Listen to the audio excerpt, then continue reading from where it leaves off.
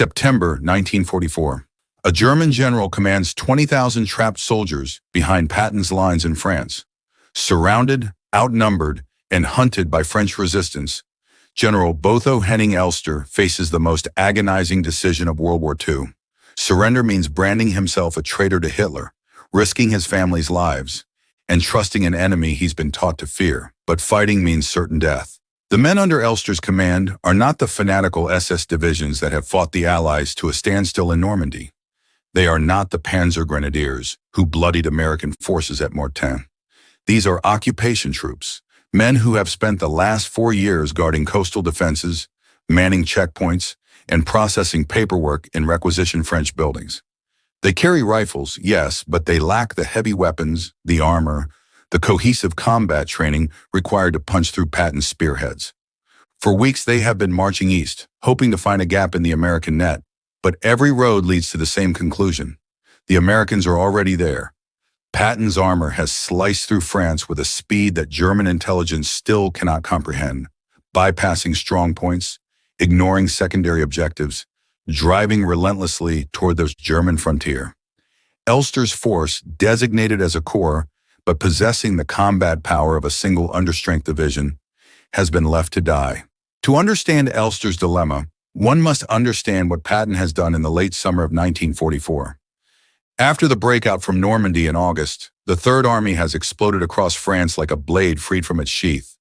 While British and Canadian forces grind down German defenders around Caen and Falaise, Patton's armored divisions have raced through open country, seizing bridges before German engineers can demolish them, capturing supply dumps before defenders can destroy them, and spreading chaos so complete that German commanders in the West have lost all situational awareness. By early September, Patton's leading elements have reached the Moselle River, nearly 200 miles east of the Seine. In their wake, they have left scattered German garrisons, isolated fortress units, and entire occupation commands cut off from any hope of reinforcement. Elster's force is one of these, a collection of men from every corner of the German military machine, thrown together by circumstance and now facing annihilation. Elster considers his options with the cold precision of a professional soldier who has served his country for 3 decades. Option 1, fight east. This would require breaking through American positions with troops who have never conducted offensive operations, men who have spent the war guarding coastlines and processing supplies. The roads to the east are controlled by Patton's armored divisions, units that have spent the last month destroying everything in their path. Even if Elster could somehow assemble his men for a mass breakout, they would be spotted by Allied aircraft within hours, bombed into columns of burning wreckage long before they reached German lines. Option 2, disperse into the countryside, order his men to strip off their uniforms, and wage guerrilla warfare from the forests and hills of western France. This is the option favored by Nazi Party officials attached to his command, men who speak of fighting to the last bullet and dying for the Führer. But Elster knows what this means in practice. His men would be hunted by American infantry and French resistance fighters who know every trail, every farmhouse, every hiding place in this region. They would be killed in ones and twos, shot while trying to surrender, dragged from barns and executed without trial. The French have long memories, and German occupation troops have given them ample reason for vengeance. Option 3 is surrender. For a German general in September 1944, this is not a simple choice. Adolf Hitler has made capitulation synonymous with treason. German officers who surrender their commands face court-martial if they survive captivity, and their families face the concentration camps under the Nazi practice of Sippenhaft, kin liability. Elster's wife and children remain in Germany, hostages to his loyalty, and yet Elster is not a Nazi Party creature. He is a professional officer of the old school, a man who joined the Imperial German Army as a young lieutenant in 1912, who fought in the trenches of the First World War, who watched his country descend into chaos and then into criminality under the swastika. He has no love for Hitler, no belief in final victory, no desire to sacrifice 20,000 men for a regime that would hang him without hesitation if he failed. The rational choice is surrender. The question is whether he can make it without dishonor and whether the Americans will accept it with honor. Elster makes contact with advancing American forces through intermediaries. French civilians who carry messages across the shifting front lines. His communication is direct and professional.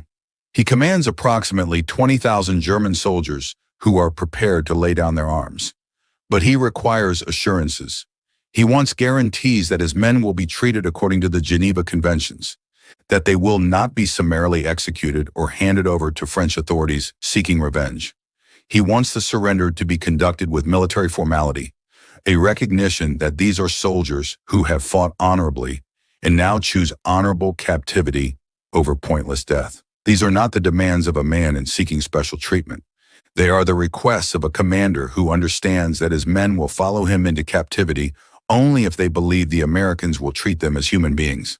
The message reaches Patton's headquarters at a moment when the Third Army commander is wrestling with problems of an entirely different magnitude. Patton's supply lines are stretched to the breaking point. His tanks are running out of fuel. His soldiers are eating captured German rations because American logistics cannot keep pace with his advance. And yet when his staff brings him Elster's proposal, Patton sees something that lesser commanders might miss. 20,000 German soldiers removing themselves from the war without firing a shot. That is not a problem to be debated. That is an opportunity to be seized. Some officers on Patton's staff argue that the Americans should demand unconditional surrender, that negotiating with a defeated enemy sets a dangerous precedent. Patton dismisses this with the bluntness for which he is famous. Every German who surrenders is one less German to kill. Every unit that capitulates is ground that does not have to be taken at the cost of American lives. But there is a deeper calculation in Patton's thinking, one that reveals the strategic sophistication beneath his flamboyant exterior. How an army treats surrendering enemies directly influences whether other enemies choose to surrender. If German commanders believe that capitulation means humiliation, torture, or execution, they will fight to the last man, taking American lives with them. If they know that surrender means proper treatment according to military law, they will choose survival when the situation becomes hopeless. This is not weakness. This is strategic psychology, understanding that the behavior of defeated enemies can be shaped by the example set for them. Patton approves Elster's surrender. He orders his subordinates to handle it according to the laws of war, no special favors, no degrading treatment, just professional military conduct toward professional soldiers who have made the rational choice. The message is relayed back through the lines. Elster receives word that his conditions are accepted. The surrender will proceed on September 16, 1944, near the Loire River. American forces will receive the German troops in an orderly fashion, process them according to established procedures, and transport them to prisoner of war camps where they will be held for the duration. For Elster, this confirmation represents a moral release. He has done everything possible for his men. Now he must lead them into captivity with the same discipline with which he once led them into battle. September 16, 1944. The morning mist rises from the Loire River as nearly 20,000 German soldiers begin their final march as an organized military force. They move in columns, companies, and battalions, their officers at the front, their men maintaining the discipline that has characterized the German military for generations. These are not the ragged, defeated rabble of popular imagination. They are soldiers who have marched thousands of miles, who have served their country for years, who now approach American lines with the same precision they once brought to parades in Berlin and Paris. At their head rides General Botho Henning Ster, his uniform pressed, his decorations displayed, his bearing that of a commander who has made a difficult decision and will see it through with honor. On the American side, soldiers of Patton's Third Army watch the approach with a mixture of emotions. Some grip their rifles tightly, remembering friends lost in the hedgerows of Normandy. Others simply stare, unable to process the sight of an entire German army corps marching toward them with hands raised. Combat veterans who have spent months killing Germans or being killed by them now watch as 20,000 enemies voluntarily lay down their arms. It feels almost unreal, a scene from a different kind of war, one where the killing stops and the accounting begins. The American officers receiving the surrender conduct themselves with professional discipline. They have been given their orders by Patton himself, and they understand what is at stake. Elster dismounts from his staff car and approaches the American officers, waiting to receive his surrender. The formalities are observed with the precision of a military ceremony, which in truth this is. Elster announces the capitulation of his command. American officers accept the surrender formally. Documents are signed, procedures are initiated. For the German general, this moment represents the end of a military career that began in the age of Kaiser Wilhelm II and now concludes in the dust of a French autumn. Surrendering to the army of a nation his country has been at war with for less than 3 years. There is no humiliation in his bearing, only the quiet dignity of a man who has done his duty as he understood it and now faces the consequences. Behind him, the vast machinery of surrender unfolds. German soldiers stack their rifles in neat rows, thousands of Kar 98K carbines forming pyramids of surrendered steel. Machine guns are removed from tripods and placed on growing piles. Ammunition belts, grenades, pistols, and bayonets join the collection. The sound of metal on metal fills the air as 20,000 soldiers disarm themselves under the eyes of their American captors. There is no resistance, no last-minute heroics, no fanatical SS officer pulling a hidden pistol. These men have made their choice, and they will see it through.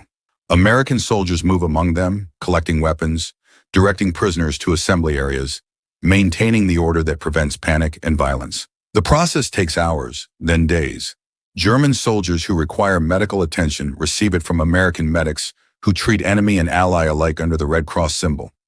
Men who have not eaten properly in weeks receive American rations.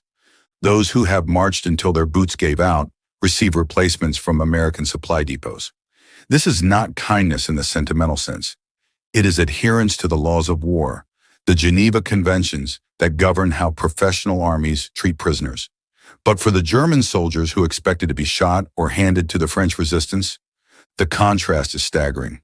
Word spreads through the prisoner columns. The Americans follow the rules. The Americans treat prisoners like human beings. Within days, the news of Elster's surrender spreads across France. German commanders still holding out in isolated garrisons hear the reports. A general has surrendered 20,000 men, and everyone was treated properly. No atrocities, no revenge killings, just professional military conduct. For rational commanders facing hopeless situations, this information changes the calculus of their choices. Surrender becomes an option they had not previously considered, a path that leads to survival rather than a bullet in a ditch. Patton's strategic calculation is proving correct before the last German rifle has even been collected from the piles beside the Loire River. In the weeks following Elster's capitulation, a pattern emerges that American intelligence officers are quick to recognize. German units across Western France begin surrendering in numbers that surprise even optimistic estimates. Small garrisons that might have held out for days or weeks instead lay down their arms at the first appearance of American forces. Battalion-sized formations that could have fought delaying actions instead send forward negotiators under white flags. The common thread in these surrenders is always the same. The Germans have heard about Elster. They know that Patton's men follow the Geneva Conventions. They understand that surrender means captivity, not execution. And for men who have already accepted that Germany cannot win this war, captivity is preferable to a meaningless death. American intelligence officers debriefing German prisoners hear repeated references to Elster's surrender. German soldiers mention it in casual conversation, assuming their captors already know the story. Officers cite it during interrogations when explaining why they chose to capitulate rather than fight. The message has traveled through the Wehrmacht's informal communication networks, the grapevine of rumors and reports that connects isolated German units across occupied France. A general surrendered 20,000 men, and nothing bad happened. The Americans treated them properly. They fed them. They gave them medical care. They followed the rules. For German soldiers who have spent years being told that the Allies are barbarians who will slaughter prisoners, this information is revolutionary. Patton himself never meets Elster. The American general is too busy driving his army toward Germany to attend a surrender ceremony for a force he has already bypassed and rendered irrelevant. But Patton's influence permeates every aspect of the prisoner processing. He has given clear orders that the laws of war will be followed, and his subordinates understand that disobeying those orders means facing Patton's legendary wrath. The treatment of German prisoners becomes a point of pride in the Third Army, proof that American soldiers are not just killers, but professionals who understand the rules of civilized warfare. This pride matters because it reinforces the behavior Patton wants to see. Treat prisoners properly, and more enemies will surrender. It is a virtuous cycle that saves American lives. For the enlisted men on both sides, the surrender produces moments that transcend the hatred of wartime propaganda. German soldiers who have been told that Americans are degenerate materialists find themselves trading cigarettes with GIs who grew up on farms in Iowa or worked in factories in Detroit. American soldiers who have been trained to kill Germans without hesitation discover that the men surrendering to them are not Nazi fanatics, but frightened conscripts from Bavaria or Silesia. Men who would rather be home with their families than dying in a war their leaders already lost. These individual interactions, multiplied across thousands of encounters, reinforce the message that Elster's surrender was the right choice. War is terrible enough without making it worse through unnecessary cruelty. The French civilians who watch the German prisoners pass through their towns and cities experience their own complex emotions. Many have suffered under German occupation, lost family members to execution, watched their homes requisitioned and their food stolen. Seeing their former oppressors marching in captivity should be a moment of pure satisfaction. But the human heart is more complicated than propaganda allows.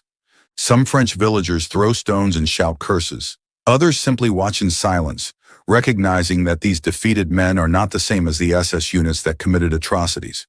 They are ordinary soldiers, fathers and sons, men who will one day return to their own families if they survive captivity. The American Guards maintain order, preventing violence while allowing the French their moment of witness. General Elster himself is processed through normal prisoner of war channels, receiving no special treatment beyond what the Geneva Conventions require for officers. He is separated from his enlisted men, housed in facilities appropriate to his rank, and provided with the basic necessities of life in captivity.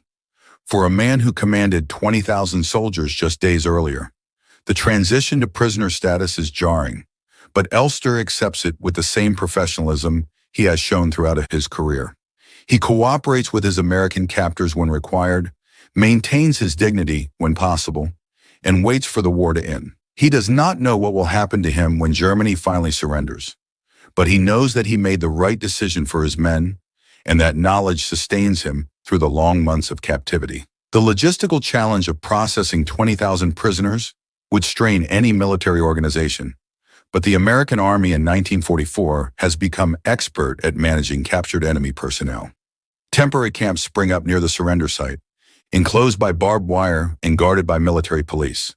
Prisoners are registered, photographed, and assigned identification numbers. Their personal information is recorded, their health assessed, their immediate needs addressed. Within days, the vast majority are loaded onto trucks and trains for transport to permanent prisoner of war camps in England and the United States. For most, the war is effectively over. They will spend the remaining months in captivity, fed and housed according to international law, waiting for the peace that will eventually return them to their homes. For the German soldiers who surrendered at the Loire River, captivity means transportation across the Atlantic to camps in the United States. They will spend the winter in places like Oklahoma, Texas, and Wisconsin, far from the battlefields of Europe, far from the bombing raids that are destroying German cities, far from the fear and death that have defined their lives for years. In American POW camps, they will receive food that German civilians can only dream of, medical care that German hospitals cannot provide, and treatment that contradicts everything Nazi propaganda taught them about American barbarism. Some will convert this experience into gratitude, returning to Germany after the war with a deep appreciation for American decency. Others will simply accept it as the luck of the draw, grateful to be alive while so many of their countrymen are dead. Patton, meanwhile, continues his relentless drive toward Germany. The fuel shortages that plagued him in September are gradually overcome, and his armored divisions resume their advance through the autumn mud toward the Rhine. He does not dwell on Elster's surrender, regarding it as one episode among thousands in the vast panorama of the Third Army's campaign. But the pattern that surrender established continues to pay dividends. German units facing Patton's advance proved more willing to capitulate than those confronting other Allied armies. The reputation of American fair treatment spreads through the Wehrmacht like a contagion, weakening resistance and saving lives on both sides. Patton's strategic insight that proper treatment of prisoners encourages further surrenders proves itself daily in the statistics of captured enemy personnel. The contrast with German treatment of Allied prisoners is not lost on the men making these decisions. German soldiers know what happens to their own side's prisoners. The starvation, the beatings, the executions that characterize Nazi treatment of captured enemies.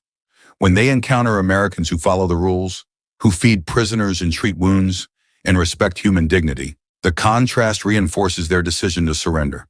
They are choosing not just survival, but treatment that affirms their humanity, a commodity in short supply in Hitler's Germany. The Americans offer an alternative to Nazi vision of total war, and thousands of German soldiers accept that alternative with relief. The strategic value of Elster's surrender extends beyond the immediate removal of 20,000 enemy troops from the order of battle. It shortens the campaign in western France, reduces the destruction of French towns and villages that would have been fought over if German garrisons resisted, and spares American commanders the headache of conducting costly clearing operations against bypassed enemy forces. Every German unit that surrenders rather than fights is ground that does not need to be taken with artillery and infantry, buildings that do not need to be reduced to rubble, civilians who do not need to be caught in crossfire. The cumulative effect is a faster, cheaper, more efficient campaign, exactly the kind of war Patton wants to fight. As the German prisoners board ships for the voyage across the Atlantic, they leave behind a France that is slowly emerging from 4 years of occupation. The roads they traveled as conquerors in 1940 now carry them as captives. Their destinations not Paris or Berlin, but the American heartland. For many, this journey will be the first time they have ever left Europe, the first time they have seen the ocean, the first time they have encountered the vastness of a continent they were taught to despise. The America that awaits them is not the degenerate wasteland of Nazi propaganda, but a country of farms and factories, of ordinary people going about their lives far from the sound of guns. Some will embrace this new reality. Others will cling to the ideologies that led them to war. All of them will be changed by the experience. After the war ends, Elster returns to Germany to face a different kind of battle. The German government, in one of the ironies that characterize the post-war period, puts him on trial for surrendering his command without fighting to the last man. Under Nazi military law, still technically in effect, capitulation constitutes desertion, even treason. But the post-war German courts, staffed by judges who understand the reality of 1944, recognized that Elster's situation was hopeless. He made the only rational decision available, saving 20,000 lives in the process. The court pardons him, and Elster returns to private life, avoiding the publicity that would surely follow a man who surrendered the largest German force to American arms in Western Europe. Elster rarely speaks publicly about his decision in the years following the war, but when asked, he always acknowledges one crucial factor. The Americans treated him and his men according to the laws of war. That treatment made the surrender possible. If he had believed that capitulation meant execution or torture, he might have felt compelled to fight on, not because he expected victory, but because military honor would have demanded resistance to the death. The professional conduct of Patton's forces gave him the ability to make the right choice, the choice that saved thousands of lives and shortened the war by days or weeks. In this sense, Elster's surrender represents a partnership of professionalism, German officers recognizing reality, and American officers responding with humanity. The story of Botho Henning Ster's surrender matters because it reveals a truth about warfare that transcends any single battle or campaign. The most effective commanders are not always the most ruthless. Sometimes they were the ones who understand that discipline, law, and professional conduct are weapons as powerful as tanks and artillery. Patton knew when to attack and when to accept surrender, when to destroy the enemy and when to give them a rational path to capitulation. That is not weakness. That is military leadership at its highest level. The ability to see beyond the immediate battle to the larger strategic picture. 20,000 German soldiers removed from the war without firing a shot. Territory secured without casualties. Resources saved for the drive into Germany, and a reputation established that would encourage thousands more surrenders in the months ahead. This is what strategic genius looks like when it operates on a level most people never see. In your opinion, was Patton's decision to offer honorable terms to a defeated enemy an act of strategic brilliance? Or was he simply following a moral duty that every commander should uphold? Let us know your thoughts in the comments below, and don't forget to subscribe and hit the notification bell.